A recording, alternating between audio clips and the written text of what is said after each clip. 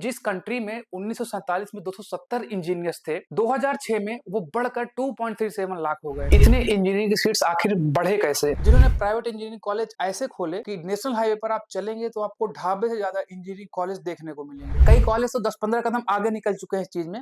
वो सीटीसी का एक पर्टिकुलर परसेंट चार्ज करते हैं एज ए प्लेसमेंट फी। हमें अगर प्लेसमेंट फी देकर ही ट्रेनिंग लेकर फिर प्लेसमेंट लेना है तो इंजीनियरिंग करने का फायदा क्या? और इस चीज का जवाब ना मेरे पास तब था और ना अब। देखिए, बात है 1838 की। आगरा बहुत ही भयानक सूखे से गुजर रहा था, जिसके चलते लाखों लोगों की जानें गई थी और ईस्ट इंडिया कंपनी को $10 मिलियन लगाने पड़े थे रिलीफ के लिए। और यहाँ पर ईस्ट इंडिया कंपनी ने ये रियलाइज किया कि इन्हें इरिगेशन सिस्टम बनाने की जरूरत है, ताकि आगे आने वाले समय में ऐसी सिचुएशन में वो इनकी हेल्प कर पाए। इसके चलते 1845 में गंगा कैनल प्रोजेक्ट पर काम स्टार्ट होता है under the civil engineer Proby Thomas Cautley. ये एक बहुत ही कॉम्प्लेक्स प्रोजेक्ट था और इस प्रोजेक्ट के लिए इन्हें और भी ट्रेन इंजीनियर की रिक्वायरमेंट होने लगी। और यहाँ पर प्रॉबी थॉमस कॉटली ने सोचा कि हमें एक इंजीनियरिंग इंस्टीट्यूट को इंडिया में स्टैब्लिश करना चाहिए। इस आइडिया को ये लेकर जाते हैं लॉर्ड विलियम बेंटिंग के पास, जो कि गवर्नर जनरल ऑफ इंडिया भी रह चुके थे 1834 टू 1835। वो इस आइडिया को सुनते हैं, उन्हें ये आइडिया बहुत अच्छा लगता है और इसको रियलिटी में कन्वर्ट करने के लिए प्लान्स को फॉर्मुलेट करना स्टार्ट करते हैं और अल्टीमेटली इनके प्लान सक्सेसफुल रहते हैं। 25 नवंबर 1847 को इंडिया को उसका पहला technical college Thomson college of civil engineering Roorkee में मिलता है। ये नाम रखा गया था lieutenant governor north western province of India James Thomson के ऊपर। आज हम लोग इस कॉलेज को जानते हैं आईआईटी रुड़की के नाम से। इसके बाद इंजीनियरिंग कॉलेज खुलने के जो सिलसिले हैं वो स्टार्ट होते हैं प्री इंडिपेंडेंस एरा में। Second college college of engineering Pune 1854 में स्टैब्लिश की जाती है। 1856 में बंगाल इंजीनियरिंग कॉलेज, जिसे आज हम लोग आईआईईएसटी शिवपुर के नाम जानते हैं, इसकी स्टैब्लिशमेंट होती है। 1909 में आईएससी बैंगलोर को स्टैब्लिश किया जाता है और इसका प्राइमरली फोकस होता था रिसर्च बेस्ड स्टडीज पर। जितने भी कॉलेज उस टाइम पे खुलते थे उनका प्राइमरली फोकस होता था सिविल इंजीनियरिंग, क्योंकि ईस्ट इंडिया कंपनी को इंफ्रास्ट्रक्चर डेवलपमेंट प्रोजेक्ट के लिए ही ज्यादातर इंजीनियर्स की रिक्वायरमेंट होती थी उस टाइम पर। अब बात आती है जो इंजीनियर्स प्रोड्यूस हुए उनको जॉब देने का काम कौन करता था। उस पॉइंट ऑफ टाइम पे जो ज्यादा जॉब दी जाती थी वो दी जाती थी कॉलोनियल गवर्नमेंट के थ्रू। इसके अलावा इनकी एम्प्लॉयमेंट इस चीज पर भी डिपेंड करती थी कि वह उस टाइम पर इंफ्रास्ट्रक्चर प्रोजेक्ट्स चल रहे हैं या नहीं, उसके अलावा एडमिनिस्ट्रेटिव की रिक्वायरमेंट है या नहीं। और फिर साल आता है 1947, इंडिया को आजादी मिलती है ब्रिटिशर से।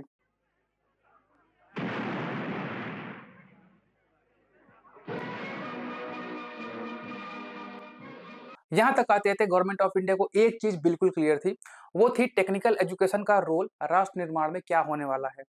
और इसको देखते हुए फाइनली 1951 में आईआईटी खड़गपुर को स्टैब्लिश किया जाता है पंडित जवाहरलाल नेहरू जी द्वारा। और इसके बाद आईआईटी खुलने के जो सिलसिले हैं वो स्टार्ट होते हैं। Second IIT IIT Mumbai establish होती है 1958 में। 1959 में आईआईटी मद्रास, आईआईटी कानपुर अपने एकेडमिक्स एक्टिविटी को स्टार्ट करते हैं। और 1959 में रीजनल इंजीनियरिंग कॉलेज, जिसे हम लोग आज एनआईटी के नाम से जानते हैं, उसका पहला कॉलेज खुलता है एनआईटी वारांगल। 1961 में आईआईटी दिल्ली की एस्टैब्लिशमेंट होती है। बिट्स पिलानी, जिसको एक रीजनल इंजीनियरिंग कॉलेज के तौर पर 1964 में खोला गया था, आगे चल के ये एक डीम्ड यूनिवर्सिटी बन जाती है 1966 में। अब डीम्ड यूनिवर्सिटीज क्या होती हैं इसके बारे में हम लोग आगे वीडियो में देखेंगे। इसके अलावा स्टेट लेवल पर भी बहुत सारे टेक्निकल कॉलेज खुलने का सिलसिला स्टार्ट होता है, ताकि जो टेक्निकल नॉलेज है उसको हम लोग रीजनली भी स्प्रेड कर पाएं। और इन कॉलेज को खुलने के लिए बूम देता है इंटरनेट। तो आइए हम लोग जानने की कोशिश करते हैं कि इंटरनेट का इतिहास क्या रहा इंडिया में और कैसे इसने पुश दिया टेक्निकल कॉलेज को खुलने का और इंजीनियर्स को बढ़ाने का। तो इंडिया में ऑफिशियली एंट्री होती है इंटरनेट की 1986 में, जब अर्नेट को लॉन्च किया जाता है। अर्नेट एक एजुकेशनल रिसर्च नेटवर्क था। ये एक जॉइंट इनिशिएटिव था between department of electronics New Delhi और United Nations Development Programme UNDP के बीच में। अर्नेट में हमारे इंडिया के टॉप 8 इंस्टीट्यूशंस ने पार्टिसिपेट किया, जिनमें शामिल है हमारा ancestry Mumbai, national centre for software technology, जिसे आज हम लोग सीडैक के नाम से जानते हैं, आईएससी बैंगलोर। टॉप 5 आईआईटी, जिनमें शामिल था हमारा IIT Delhi, IIT Mumbai, IIT Kanpur, IIT Kharagpur, IIT Madras. इसके अलावा डिपार्टमेंट ऑफ इलेक्ट्रॉनिक्स ने भी इस नेटवर्क में पार्टिसिपेट किया था। इस पूरे नेटवर्क में एनसीएसटी एक्ट करता था एज अ गेटवे। तो इसको आप इस तरीके से समझ सकते हो, यदि आपने अपने घर में इंटरनेट कनेक्शन लिया होगा तो ये कनेक्शन किसी बॉक्स से जाकर कनेक्ट हुआ होगा बाहर, उस बॉक्स से और लोगों के घरों में भी कनेक्शन गया हुआ होगा। दैट मीन्स आपके लिए वो बॉक्स हुआ एक गेटवे। तो बिल्कुल इसी तरीके से जो हमारे अर्नेट में बॉक्स था या फिर गेटवे था वो था एनसीएसटी। इससे ही बाकी सारे इंस्टीट्यूशन कनेक्टेड थे और जो कनेक्शन इनके बीच में था वो था एक least line connection. Lease line connection ऐसे कनेक्शन को बोलते हैं जो कि किसी कॉमर्शियल या फिर किसी ऑफिशियल यूज के लिए किसी एक ऑर्गेनाइजेशन को डेडिकेट कर दिया जाता है। अर्नेट को क्रिएट करने का मेन रीजन था जो हमारे नेशनल लेवल पर कॉलेजेस हैं उनमें कोalition, ताकि जो भी हमारे R&D हैं, हायर लर्निंग है, उनमें आसानी हो पाए। श्रीनिवासन रामानी ने काफी ज्यादा इंपॉर्टेंट रोल प्ले किया था अर्नेट को क्रिएट करने में, और इनको ही इंटरनेट इंडिया में लाने का श्रेय दिया जाता है। 1987 में पहला ईमेल सर्कुलेट होता है हमारे अर्नेट में। 1989 आते आते अर्नेट अक्वायर कर लेता है एनालॉग लीज्ड लाइन, जो कि ऑपरेट हो रही होती 9.6 kbps पर। ऐसा इसलिए किया गया ताकि जो हमारा गेटवे है NCST, इसको हम लोग यूनेट यूएस से कनेक्ट कर पाए। यूनेट उस पर्टिकुलर पॉइंट ऑफ टाइम पर एक टेलीकॉम कंपनी थी यूनाइटेड स्टेट्स में। 1990 में TCP IP प्रोटोकॉल को इंप्लीमेंट कर दिया जाता है अर्नेट सेंटर्स में, जो कि कनेक्टेड थे लीज लाइन के थ्रू।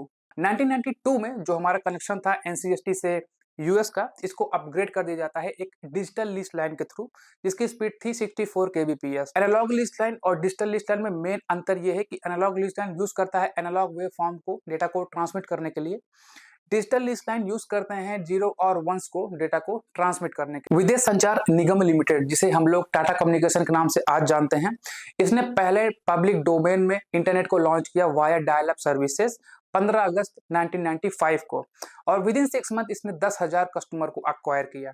1996 में सॉफ्टवेयर सर्विस की लॉबी बॉडी मानी जाने वाली नैसकॉम ने बूथ को सेटअप किया BSNL के लिए, ताकि इंटरनेट की पावर को हम लोगों को बता पाएं। और इसी साल बहुत मेजर न्यूज़पेपर्स ने भी अपने वेबसाइट को लॉन्च किया, जिनमें शामिल था हमारा the Indian express, the times of India. पहला साइबर कैफे भी इसी साल 1996 को ही खोला जाता है। 1997 में ICICI बैंक ने अपना ऑफिशियल बैंकिंग साइट को लॉन्च किया था। इसके अलावा Naukri.com, जो कि इंडिया फर्स्ट प्रॉफिटेबल .com रही, वो भी इसी साल अपने वेबसाइट को लॉन्च करती है। खेल.com, एक क्रिकेटिंग वेबसाइट, भी इस साल लॉन्च की जाती है। 1998 में जो हमारे प्राइवेट ISPs थे, इनको अलाउ कर दिया जाता है कि ये अपने इंफ्रास्ट्रक्चर को सेटअप कर सकते हैं और पब्लिक को इंटरनेट प्रोवाइड करा सकते हैं। 1999 एक ऐसा साल जिसने इंजीनियरिंग को वो मुकाम दिया जो कि उस टाइम पे पॉसिबल नहीं था। और अगर हम 1999 को इंजीनियरिंग में आई हुई क्रांति बोलें तो ये भी कहीं गलत नहीं होगा। अब ऐसा मैं क्यों बोल रहा हूँ, इसको हम लोग वीडियो में आगे देखेंगे। उससे पहले हम लोग देखते हैं कि टेक्निकल एजुकेशन सिस्टम इंडिया में वर्क कैसे करता है। देखिए, सबसे ऊपर बॉडी आती है मिनिस्ट्री ऑफ एजुकेशन, जिसे हम लोग पहले MHRD के नाम से जानते थे। इसकी स्टैब्लिशमेंट होती है 26 सितंबर 1986 में, जब आर्टिकल 77 में 174th अमेंडमेंट आता है। मेन रिस्पॉन्सिबिलिटी इसकी होती है जो नेशनल लेवल पर हमारे एजुकेशन पॉलिसीज हैं उनको इम्प्लीमेंट करना। ये 2 डिपार्टमेंट में बटा हुआ है, department of school education and literacy, department of higher education. So department of school education and literacy, ये मेनली फोकस होता है इनका प्राइमरी एजुकेशन पर। उसके अलावा जितने भी वेलफेयर प्रोग्राम्स चल रहे होते हैं उनकी डिटेल इंफॉर्मेशन देना भी इस डिपार्टमेंट का काम होता है। इस डिपार्टमेंट्स की बॉडीज के अंदर की हम बात करें तो जितने भी हमारे बोर्ड्स हैं लाइक CBSE, ICSE, ये सारे बोर्ड्स इसकी बॉडीज के अंदर आते हैं। Department of higher education deal करता है इंजीनियरिंग कॉलेजेस से, यूनिवर्सिटीज से या फिर अदर इंस्टीट्यूशन से।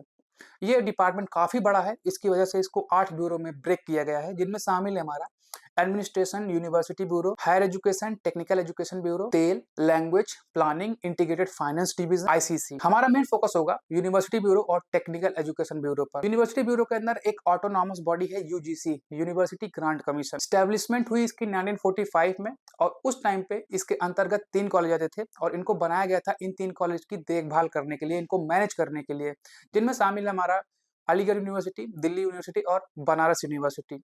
आगे चल के इसको सारे इंडिया के यूनिवर्सिटीज दे दिए गए, और इस बॉडी के पास अथॉरिटी होती है किसी भी यूनिवर्सिटी को स्टेटस देने का कि वो ऑटोनॉमस है, वो इंडिपेंडेंटली वर्क कर सकती है। नहीं, टेक्निकल एजुकेशन ब्यूरो की बात करें तो ये 2 तरीके से बटा हुआ है, जिनमें शामिल है हमारा इंस्टीट्यूट ऑफ नेशनल इंपॉर्टेंस, जिनके अंतर्गत आते हैं हमारे IITs, NITs, IIITs। दूसरा वे है इसको क्लासिफाई करने का यूनिवर्सिटी लेवल पर। अब यूनिवर्सिटी लेवल पर भी आप इसको 2 तरीके से क्लासिफाई कर सकते हो। एक होता है हमारे पास प्राइवेट अफिलिएटेड इंजीनियरिंग कॉलेज, दूसरा होता है हमारे पास गवर्नमेंट अफिलिएटेड इंजीनियरिंग कॉलेज। इन दोनों को मैनेज करने के लिए AICTE, all India Council for Technical education का फॉर्मेशन हुआ। इसका फॉर्मेशन 1945 में किया गया था, और उस टाइम पे इसकी रिस्पॉन्सिबिलिटी थी नेशनल लेवल पर जो हमारे एजुकेशन है उसको प्रमोट करना। आगे चल के इसको डिपार्टमेंट ऑफ हायर एजुकेशन में एक एडवाइजरी बॉडी बनाया गया, और इसको फाइनली स्टैट्यूटरी स्टेटस मिलता है 1987 में। इसके बाद जितने भी हमारे टेक्निकल कॉलेज हैं इंडिया में वो इसके अंडर में आने लगे और इसका काम होता था सिलेबस मैनेज करना, मेंटेन करना, अपडेट है या नहीं, उसके अलावा फैकल्टी का स्टैंडर्ड क्या होना चाहिए इंजीनियरिंग कॉलेज में पढ़ाने के लिए, ये सब मैनेज करने का काम करती है All India Council for Technical Education. Affiliated private engineering college को आप फर्दर क्लासिफाई कर सकते हो डीम्ड यूनिवर्सिटी में, deemed to be university, government aided, private self financing, unaided private, state private colleges, university manage private. इसी तरीके से आप अफिलिएटेड गवर्नमेंट इंजीनियरिंग कॉलेज को भी क्लासिफाई कर सकते हो central university, deemed to be university, state government, university manage government में। डीम्ड यूनिवर्सिटी ऐसी यूनिवर्सिटी को बोलते हैं जिनको यूजीसी ने ऑटोनॉमस का स्टेटस दे रखा है। ये अपनी डिग्री बना सकती हैं, उसके अलावा ये अपने करिकुलम को लेकर, अपने एकेडमिक्स को लेकर और अपने एडमिशन प्रोसेस को लेकर भी इंडिपेंडेंटली डिसीजन ले सकती हैं। डीम्ड टू बी यूनिवर्सिटी की सारी प्रॉपर्टी डीम्ड यूनिवर्सिटी की तरह होती हैं। इनमें जो मेन डिफरेंस होता है वो ये होता है कि ऐसे इंस्टीट्यूशन जिनको यूनिवर्सिटी की तरह इनिशियली स्टैब्लिश नहीं किया गया होता है, लेकिन उनके जो कैरेक्टरिस्टिक होती हैं, जो उनकी विशेषताएं होती हैं, वो बिल्कुल यूनिवर्सिटी की तरह होती हैं। ऐसी यूनिवर्सिटी को हम लोग बोलते हैं deemed to be university. Deemed university और डीम्ड टू बी यूनिवर्सिटी केवल एक वेरिफिकेशन होती है किसी भी कॉलेज के लिए, ताकि वो ये बता पाए कि इनको यूजीसी ने ऑटोनॉमस का स्टेटस दे रखा है। गवर्नमेंट एडेड इंजीनियरिंग कॉलेज ऐसे इंजीनियरिंग कॉलेज होते हैं जिनको प्राइवेटली मैनेज तो किया जाता है, लेकिन एक फंड यहाँ पर गवर्नमेंट थ्रू इनको दिया जाता है ताकि ये अपनी ट्यूशन फी को नॉमिनल रख पाए। इसका एग्जाम्पल है गुरुकुल कांगड़ी विश्वविद्यालय हरिद्वार। प्राइवेट एडेड में बस डिफरेंस यहाँ पर इतना है, जो फंड इनको गवर्नमेंट एडेड में गवर्नमेंट से मिलता था, यहाँ पर वही फंड इनको मिलता है प्राइवेट ऑर्गेनाइजेशन या फिर प्राइवेट फर्म से। एग्जाम्पल इसका है saint Joseph art and science college Bangalore. Private self financing और अनएडेड प्राइवेट नियरली सेम होते हैं, इनमें कोई भी फंड कहीं से इनको रिसीव नहीं होता। जो भी ट्यूशन फी ये रिसीव करते हैं उसको ही ये यूज करते हैं फैकल्टी को पे करने के लिए और अपने इंफ्रास्ट्रक्चर को डेवलप करने के लिए। स्टेट प्राइवेट यूनिवर्सिटीज ये प्राइवेटली ओन की जाती हैं, लेकिन इसको स्टैब्लिश किया जाता है एक एक्ट के through, act of state legislature. State government यहाँ पर इंपॉर्टेंट रोल प्ले करती है इस यूनिवर्सिटी को स्टैब्लिश करने में। ये अपनी डिग्री खुद बना सकती हैं, उसके अलावा ये इंडिपेंडेंटली वर्क करती हैं, इवन सेंट्रल गवर्नमेंट से भी ये इंडिपेंडेंटली होकर काम कर सकती हैं। यूनिवर्सिटी प्राइवेट मैनेज ऐसे इंजीनियरिंग कॉलेज जिनको एकेडमिक सपोर्ट प्रोवाइड कराने का काम करती है प्राइवेट यूनिवर्सिटीज, सेंट्रल यूनिवर्सिटी।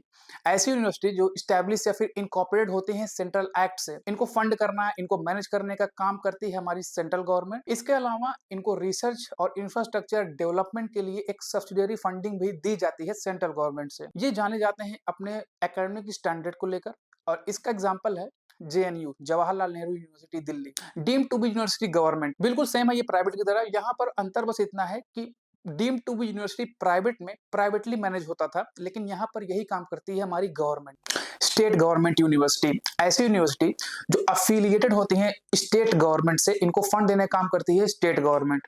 इसको स्टैब्लिश किया जाता है स्टेट लेजिस्लेचर एक्ट के थ्रू। ऐसी यूनिवर्सिटीज और भी कई सारी यूनिवर्सिटी को देखने का काम, उनको मैनेज करने का काम भी करती हैं। इसका एग्जांपल है Delhi technological university. University manage government ऐसे इंजीनियरिंग कॉलेज जिनको एकेडमिक सपोर्ट प्रोवाइड कराने का काम करती है गवर्नमेंट यूनिवर्सिटीज। तो अब हम लोग वापस आते हैं 1999 में। 1999 में एक प्रॉब्लम आई Y2K प्रॉब्लम, और ये वही प्रॉब्लम है जिसने इंडियन इंजीनियर्स की किस्मत को बदल के रख दिया। ये प्रॉब्लम थी क्या?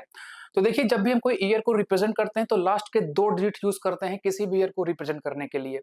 यही मैं अगर आपसे बोलूं कि ईयर 2000 और ईयर 1900 में लास्ट के 2 डिजिट यूज करके आप मुझे ये बताओ कि कौन सा साल है, तो शायद आपका दिमाग भी इसमें घूम जाए। बिल्कुल यही हुआ था। इसकी वजह से क्रेडिट कार्ड्स ने काम करना बंद कर दिया था, नेशनल डिफेंस सिस्टम तक फेल हो गया और कई बैंक के तो डेटा तक इरेज हो गए। इस प्रॉब्लम को सॉल्व करने के लिए यूएसए ने दुनिया भर से इंजीनियर्स को हायर करना स्टार्ट किया और यहीं पर हम लोगों ने बाजी मारी। इंडिया ने टैलेंटेड इंजीनियर्स बहुत ही अफोर्डेबल सैलरी पर यूएसए को दिए, जिसकी वजह से हमारा बीपीओ, बिजनेस प्रोसेस आउटसोर्सिंग, बहुत तेजी से बढ़ा। बिजनेस प्रोसेस आउटसोर्सिंग को आप इस तरीके से समझ सकते हो, यदि आपने एक रेस्टोरेंट खोला, उस रेस्टोरेंट में आपने पर्सनल कंप्यूटर्स रखे, तो उन कंप्यूटर्स को मैनेज करने की जिम्मेदारी किसी थर्ड पार्टी वेंडर को दे दी कि 5 साल तक आप इसको देखोगे। दैट मीन्स आपने अपने बिजनेस का एक हिस्सा, एक प्रोसेस को थर्ड पार्टी को दिया, दैट मीन्स आउटसोर्स कर दिया। इसको बोलते हैं बीपीओ। कहा यह जाता है कि $600 बिलियन से भी ज्यादा लगे इस छोटे से प्रॉब्लम को सॉल्व करने में, और इसने इंडियन इंजीनियर्स को वो पुश दिया कि जिस कंट्री में 1947 में 270 इंजीनियर्स थे, 2006 में वो बढ़कर 2.37 लाख हो गए। इवन अगर हम लोग ग्रोथ रेट देखें इंजीनियर्स को प्रोड्यूस करने की कंट्री वाइज, तो इंडिया 10.4% के साथ सबसे आगे था। इवन चाइना, यूएस, यूके से भी हम लोग काफी आगे थे। और जब इतने इंजीनियर्स बढ़ने लगे, इंजीनियरिंग सीट्स भी बढ़ने लगी और 2014 पर ये पीक पर गई 31.4 लाख। तो बात आती है कि इतने इंजीनियरिंग की सीट्स आखिर बढ़े कैसे। गवर्नमेंट तो इतनी इंजीनियरिंग सीट्स कभी नहीं क्रिएट करेगी। तो इसको समझने के लिए हम वापस चलते हैं 1991 में। ग्लोबलाइजेशन, लिबरलाइजेशन की वजह से फॉरेन कंपनियां इंडिया में आना स्टार्ट कर चुकी थी और उन्हें रिक्वायरमेंट होती थी ट्रेंड इंजीनियर्स की।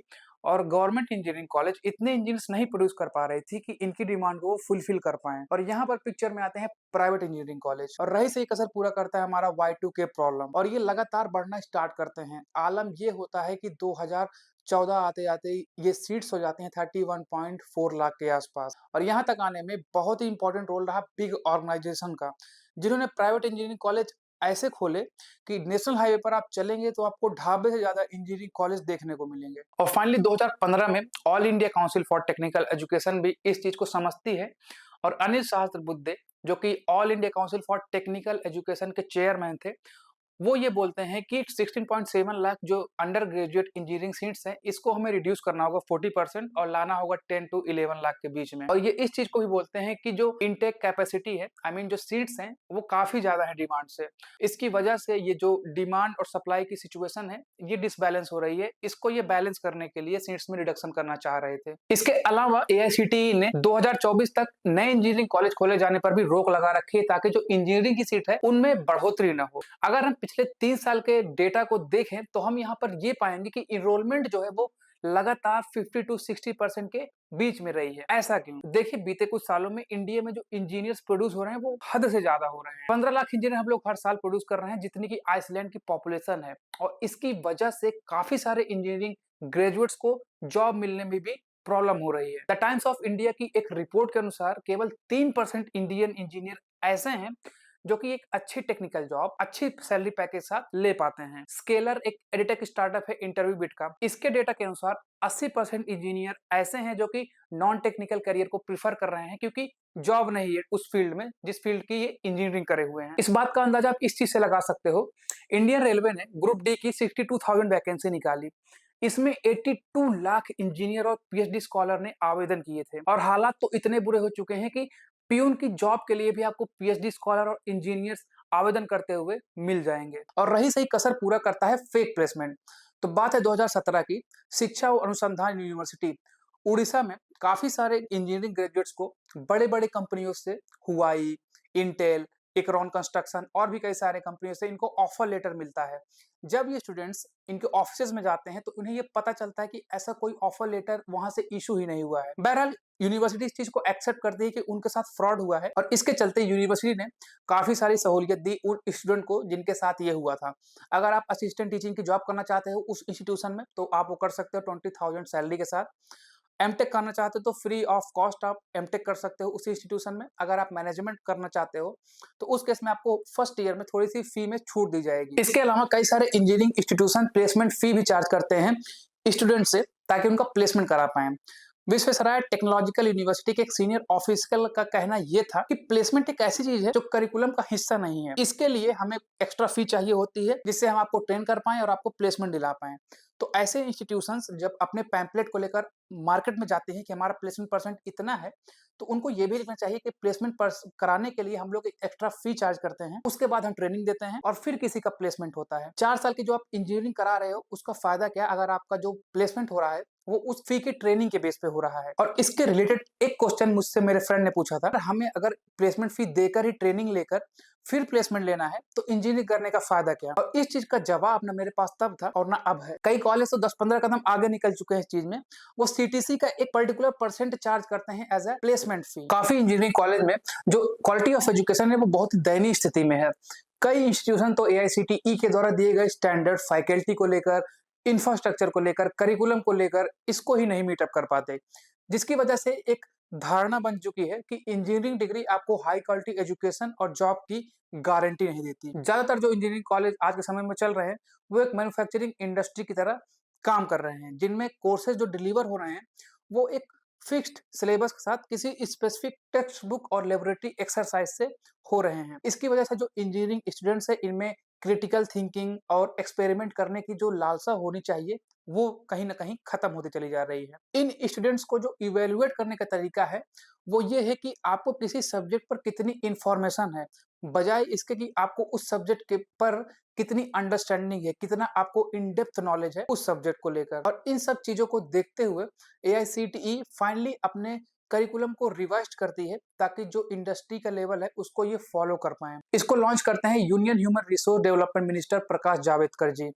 इस करिकुलम में कुछ मेजर पॉइंट थे जिनमें था कि 220 क्रेडिट को घटा करके 160 क्रेडिट कर दिया गया था और इस 160 में 14 क्रेडिट समर इंटर्नशिप का मैंडेटरी रखा गया था। देखिए जो कंपनीज के सीनियर ऑफिशियल हैं उनका कहना यह था कि 60% इंजीनियरिंग ग्रेजुएट ऐसे हैं जो कि इंडस्ट्री रेडी नहीं है। तो ये इंटर्नशिप बेसिकली किसी भी स्टूडेंट को इंडस्ट्री की समझ देने के लिए काफी था कि इंडस्ट्री में काम कैसे होता है, वर्क कल्चर कैसे होता है, उसके अलावा सोशली हम लोग कैसे बिहेव करते हैं अपने कलीग से। इसके अलावा इंजीनियरिंग स्टूडेंट को वेदास, पुराण और तर्क शक्ति भी पढ़ने की जरूरत पड़ेगी। कॉन्स्टिट्यूशन और इन्वायरमेंटल साइंसेस जैसे सब्जेक्ट को भी मैंडेटरी कर दिया गया। ऑल्दो इसका जो रिजल्ट है वो आपके क्रेडिट पर कोई असर नहीं छोड़ेगा। इस करिकुलम के लॉन्च के दौरान प्रकाश जावड़ेकर जी ने एक बात कही थी, the teacher must have passion to teach and should follow a comprehensive design of quality practice. बात बिल्कुल सही है, लेकिन पैशन से किसी का घर नहीं चलता। तमिलनाडु की बात है, कई सारे इंस्टीट्यूशंस में जो फैकल्टी हैं उनको जो पेमेंट की जा रही है वो एलिजिबल क्राइटेरिया से काफी कम है। KM Karthik, all India private engineering college employ union के प्रेसिडेंट, ये बोलते हैं कि आने वाले सालों में इंजीनियरिंग कॉलेज अपनी फी को जरूर बढ़ा सकती है, लेकिन उसका कोई भी इफेक्ट देखने को नहीं मिलेगा फैकल्टी की पेमेंट पर। ज्यादातर जो प्राइवेट कॉलेजेस हैं वो अपनी इनकम का 70% दिखाते हैं कि वो फैकल्टी को पे कर रहे हैं, लेकिन रियलिटी में ये 20% या फिर उससे भी कम होता है। इस चीज को ट्रांसपेरेंट बनाने के लिए इनका डिमांड था कि नेशनल सैलरी बोर्ड को सेटअप करना चाहिए एआईसीटीई के द्वारा, जहां पर सारे प्राइवेट कॉलेज अपने फैकल्टी को सैलरी दे पाए और इस पूरे सिस्टम में एक ट्रांसपेरेंसी आए। और इन सब की वजह से काफी सारे इंजीनियरिंग इंस्टीट्यूट में आपको फैकल्टी की शॉर्टेज भी देखने को मिलेगी तमिलनाडु। आज के समय में ज्यादातर स्टूडेंट्स ढूंढते हैं अपॉर्चुनिटी अब्रॉड जाने की, ताकि वहां पर इनको वाइडर रेंज ऑफ कोर्सेज मिल सकें, ग्लोबल एक्सपोजर मिल सके, उसके अलावा जो जॉब मिलने की संभावनाएं हैं उसमें भी बढ़त हो सके। गवर्नमेंट ने डेटा को प्रस्तुत किया था पार्लियामेंट में, जिसके मुताबिक 68% की इंक्रीमेंट देखने को मिली है स्टूडेंट में जो अब्रॉड मूव करते हैं 2021 से 2022 के बीच में। 2021 में जहां पर ये संख्या थी 4,44,553, ये बढ़ करके 2022 में हो गई है 7,50,365। इंजीनियरिंग करने के लिए आपको फाइनेंशियली भी स्टेबल होना पड़ता है, क्योंकि इसकी फीस भी काफी ज्यादा होती है और सबके बस में ये फीस पे करना नहीं होता, जिसकी वजह से काफी सारे स्टूडेंट्स जिनका सपना होता है इंजीनियरिंग करना वो इंजीनियरिंग नहीं कर पाते। और हाल फिलहाल में आईआईटी की जो फीस है उसको भी 90,000 से बढ़ा करके 2 लाख कर दी गई है। जितने भी एम्प्लॉयर्स आज के टाइम पे हायर कर रहे हैं इंजीनियर्स को, उनकी रिक्वायरमेंट होती है कि हर इंजीनियर के पास सॉफ्ट स्किल अच्छी हो, जिनमें हमारा communication skill, problem solving skill और टीम वर्क आता है। ज्यादातर जो इंजीनियरिंग कॉलेज हैं वो इन चीजों पर ध्यान नहीं देते, जिसकी वजह से जो हमारे इंजीनियरिंग ग्रेजुएट्स हैं वो इस जगह पर आकर फेल हो जाते हैं। इंडिया स्किल रिपोर्ट 2021 के मुताबिक 40 to 48% की योग्यता ही हमारे इंजीनियर्स में है, जो चाहिए होती है इंडस्ट्री में काम करने के लिए। जितने भी एंट्रेंस एग्जामिनेशन होते हैं इस इंजीनियरिंग कॉलेज में एडमिशन लेने के लिए, उनके जो कट ऑफ है वो बहुत कम रखे जाते हैं, ताकि जो सीट्स है इंजीनियरिंग की वो भरी जा सके। अगर आप इस एग्जामिनेशन में नहीं बैठ पाए या फिर फेल हो गए तो आपके पास एक अलग ऑप्शन होता है मैनेजमेंट कोटा। जितने भी हमारे प्राइवेट इंजीनियरिंग कॉलेज होते हैं उनमें एक फिक्स्ड परसेंट की सीट दी जाती है मैनेजमेंट कोटा को, और इन सीट्स को प्राइवेट इंजीनियरिंग कॉलेज बेचती हैं स्टूडेंट्स को। इसके लिए काफी बेसिक सी क्राइटेरिया होती है जिसको फुलफिल करना बहुत ही आसान है। स्टूडेंट की एज 17 या फिर उससे ज्यादा होनी चाहिए और 10+2 में उसके मार्क्स 45% से ऊपर होने चाहिए।